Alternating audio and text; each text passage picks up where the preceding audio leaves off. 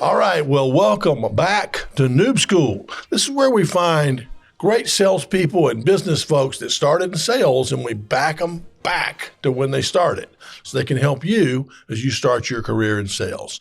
Today, I've got a really good friend of mine, Scott Towns. Scott, he's done a number of things in his career, but after school, the big thing he did was he and his brother and his father built the biggest travel company in the Southeast, Piedmont Travel.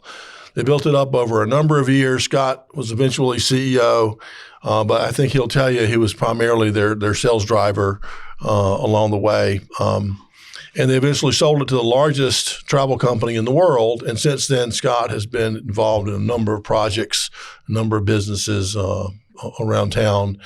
And, you know, when I was talking to him, he watches the podcast, and he said that he had a lot of sales ideas from his days, particularly at Piedmont, that he wanted to pass along, which is great. So, Scott, welcome to the podcast. Thank you, John. Good to be here. Yeah, man.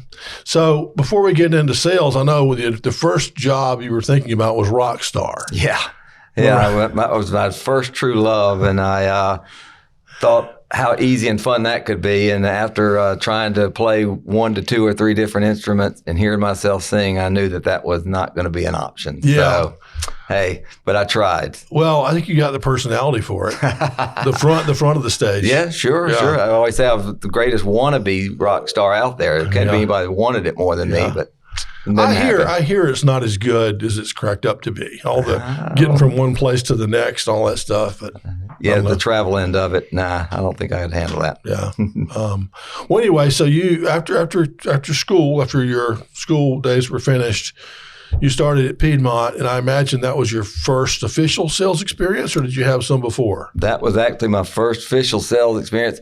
And other than as a childhood, in my childhood, my the way I kind of got into sales was back in the 60s when I was growing up in our neighborhood. I would actually dumpster dive into the apartment dumpsters and find treasures. Yeah, and I would go over and sell them around the neighbors to the kids. Yeah, and I was like, hey, this is going pretty well. And then years later, when I started to work for my father, I went in doing just the normal things, and he decided we were going to have to start a sales department. Mm-hmm. And he said, I've always known you were groomed for sales when I watched you dumpster dive and sell all the goods to the neighborhood kids. Wow. So, that's how it all started. So you basically invented eBay. Yeah. I invented at least neighborhood eBay. Yes. Neighborhood eBay. Yeah. Huh.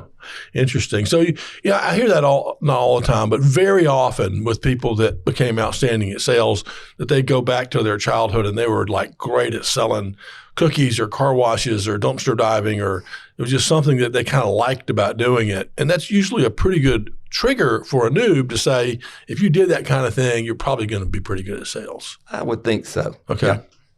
And so were you locked into sales from the beginning, or did you have other things you were considering? No, pretty much, again, I got out of college. I only went to 2 years of college, and I got out of college and started working for my father. And really, we didn't even have a sales department at that point. I was out selling travel. People would walk through the door or call on the phone, and I would sell them travel. Then we morphed more into a travel management company, doing more corporate travel. And at that point, around 85, 5 years later, my father said, okay, it's time to turn on that charm and that sales experience that you had back in your younger days, and let's start as a sales department, going out and talking to corporate travel people. Yeah, managing their travel for them. Managing it for them, yep. Excellent. And so tell us about some of the things you learned. And again, it sounds like you got thrown into it without a whole bunch of training and all that kind of stuff. So what did you learn for yourself while you were building that?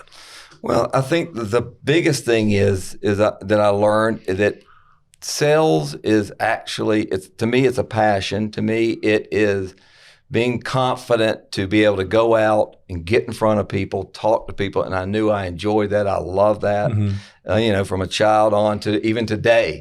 Sure. I love to go out. And to me, the biggest thing that gave me the confidence to go into sales was knowing that I can walk up to a stranger on the street and just start talking to them about anything that comes to mind. Right. And the comfort of being in front of somebody, talking to them about whatever we were talking about. Yeah, and I would say, you tell me what you think about this, but I say, sometimes people think that's natural. Like, Scott's never met a stranger, and they say things like that. But I think a big part of it is repetition.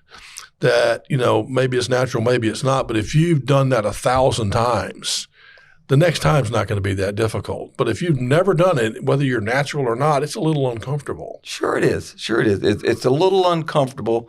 But again, it's the premise. The biggest thing you get over is being able to get in front of somebody and feeling comfortable talking with them. Yeah. And, it's just it's a great experience to be able to get out there, meet people. And if you enjoy that type of thing, to me, you're a natural, and you're already we keep using the word natural in sales, but I just found it natural. Yeah. And people always try to say, teach me how you do that. Yeah. And I kind of went, I really baptism by fire and was thrown into it, but I hired 5 to 6 to 7 to 8 salespeople, and it was hard for me to teach what I considered that natural piece of it. Yeah. And I don't know if very few people that aren't confident in themselves will, succeed in sales. Yeah. And to me, that's the first thing you've got to have. Yeah, you do. You got to be willing to show up. Absolutely. You got to be willing to show up. Exactly.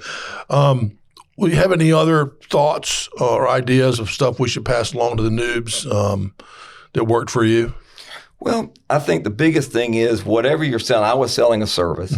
Whether you're selling a service or a product, whatever it is know your product.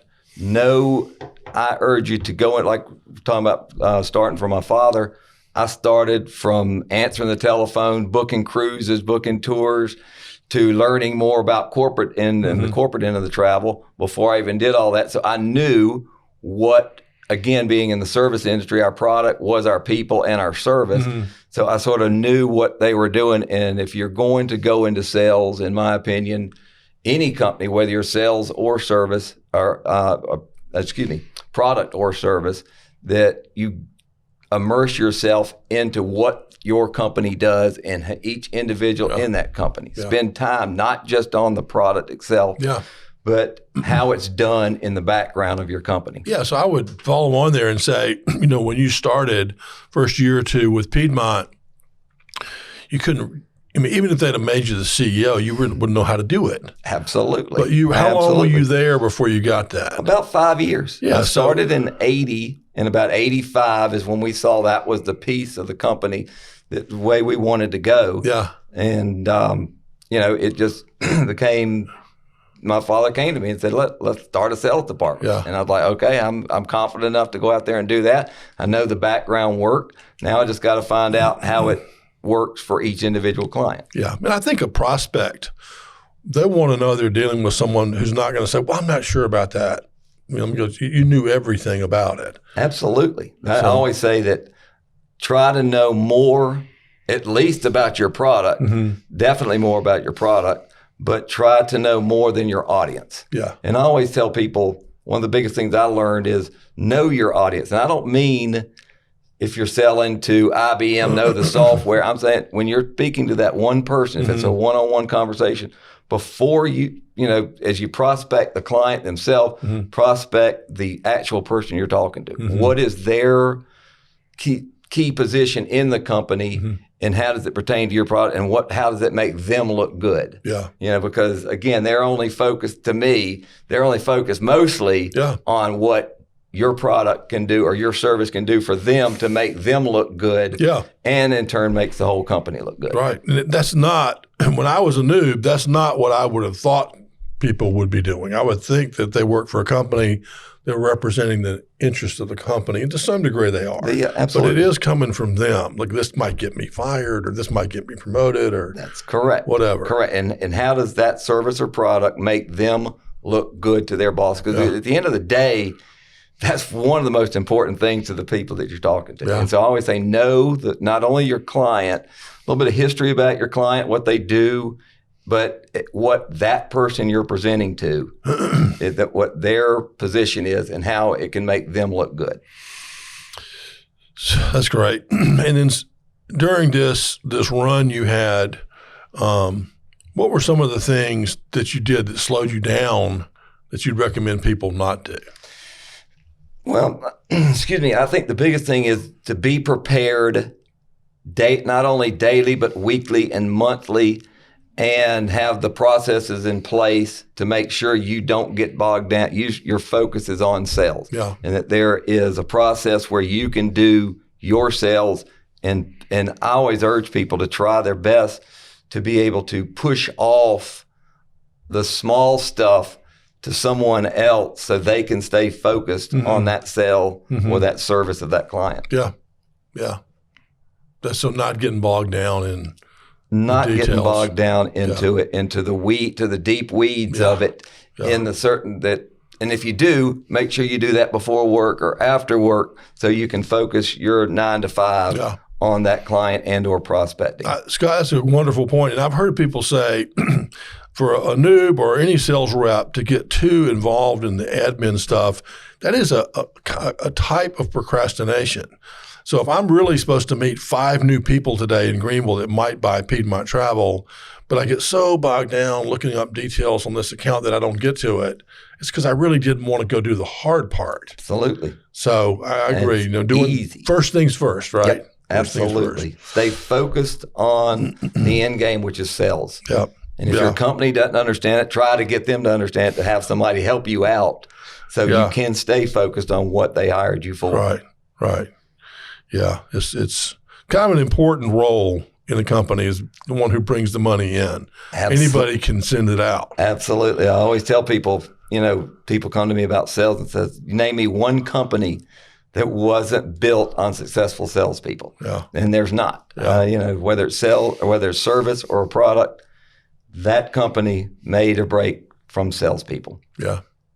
That's the I would certainly agree with you. So what's your favorite word?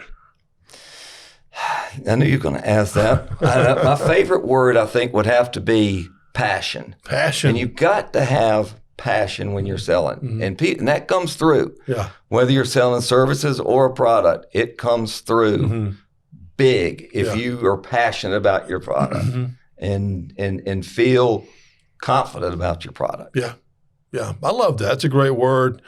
And it's a great word for the noobs because, if they're not, let's say they get a job with IBM, which would be a great company to start working with to learn sales, and they're selling the terminal XYZ or something like that. Like, are they really passionate about that terminal? Maybe not naturally, but they should be passionate about it. Absolutely. And it's going to show through. Again, passion shows through. Yeah. And if you're more passionate than the person before you or the person after you, that is going to ring true. So you got to love the one you're with. You got to love the one you're with, and you've got to love what you're selling and embrace it, that it is the best solution for their problem. Nice. Well, is there anything else you want to add to the noobs, for the noobs? No, other than, again, preparedness of before your meeting, who you're meeting with, if it's and actually tailor make your presentation to that person. Right. Because again, like in the travel industry, sometimes I would meet a secretary that was making all the reservations for the whole company or for the head person, or I'd meet with the CFO who's counting the dollars and penny of every nickel of the travel, the spend in it. So know your audience and know how it pertains to the person that you're talking to. And if you're talking to both of them, then you've got to tailor make your presentation for it that's going to interest both of them. And there's no excuse now not to do that homework. Absolutely, it's not. I didn't have back then. There was nothing to do other than they call friends and family or anybody else that might know them or find somebody else in the industry. I know. But now there's so much at your fingertips. I'm afraid I was just lazy back then. I think I would just say, well, what do I know? You just show up in Atlanta and go up to the 8th floor and I'm John. And do your thing. Yeah. You eventually get to know them, but it took so much longer. And that's another thing when I always tell people is that once you're in, try to find the person at the top. And travel was easy because everybody was passionate. I use the word passionate. Everybody was passionate about travel. Yeah. and the CEO had to travel all the time. And if you can make their life easier, get to know them, throw them a bone or two. In my business, it was easy. I could give them an upgrade here and there, slip an upgrade. But if you get to know those people, those are the ones that'll help you out throughout the I remember that company. about Piedmont. I remember that was one of the things that if they're helping you, then the people at the top, they're going to get taken care of, and they can pull some string. You had some power back then with the airlines. Absolutely. Absolutely. And so I was fortunate enough to get to know the people, the higher ups. And that's usually who they wanted you to take care of the most. And so I would get to know up close and personal with a lot of CEOs and presidents of the company just by making sure they're taken care of. Another thing that I did that I think is important, and I in today's technology world, but to me, back when I was coming through, and it's still, to me, the phone and phone etiquettes. And I'm a stickler even today, as I was back then, that voicemail and a phone is two of the best things that were invented since Alexander Graham Bell. And we had a client that was huge on best of service. And they hated voicemail. And I kept saying, why do you hate voicemail? I said, voicemail done well on both sides. Updated daily. Again, I would tell, when you called our company, if you were out that day, you got on the phone and said, hey, I'm out that day, here's who you talk to. Or I'm going to be in meetings all day, don't expect to call back until after, to the end of the day or towards the end of the day or the next day. It's just processes like that on the phone. To me, we back then were made and broken by our phone system. But, be there when you call somebody. You never want to hear, hi, this is Scott. Leave me a message. I'll call you back later. No, hey, this is Scott. I'm in a meeting today. I know your call is important. If you need immediate assistance, talk to this person. If not, I'll call you back at my earliest convenience. So, it's little things like that. Personalized, that they know you're on top of it. And that goes back to the customer service piece of it. You don't want that one that says like that I'm going on vacation and it's like 2 months old. That's right. I mean, I would do it. I literally would update my voicemail daily. And then a lot of times if something happened, I would update it again. But the worst thing you can do is, I've called people and they say, hey, this is Scott. I can't talk right now. Leave me a message. A week later, you're wondering why they didn't call back. Oh, I was on vacation. Well, everybody deserves a vacation. But update, let that person know. And it works both ways when they're leaving you a message. You just say, hey, look, I need the confirmation number for the Hertz car you booked for me yesterday. Not just, hey, call me back. So it worked. Well, I hope those people use Piedmont Travel anyway for their vacation. Absolutely, they did. Do you have any, you've got multiple projects right now. Do you have anything you want to promote or talk about? Other than my, when I left Piedmont Travel back in 2008, I bought a small software company called Flashback Vision Solutions. It's a pretty specialized niche camera system. So mostly doing high-speed monitoring line systems or anything that moves too fast for the eye to see. So if you need any help in that, or any of your audience members need any help in high-speed cameras. High-speed cameras. High-speed cameras. I'm your go-to guy. End of the year special. End of the year specials always. Right. Well, Scott, thank you so much for being here with us today. We got a lot of great ideas for the noobs, and it's always great to see you as well. And congratulations on your huge victory, you and your whole family, with that Piedmont Travel. Thank you, John. Thank you, man. Take care. Take care. All right. Hey, it's John here. Thanks for listening today. Please check out noobschool.org. That's my website. That's where we have other videos and content that can help you get started in sales.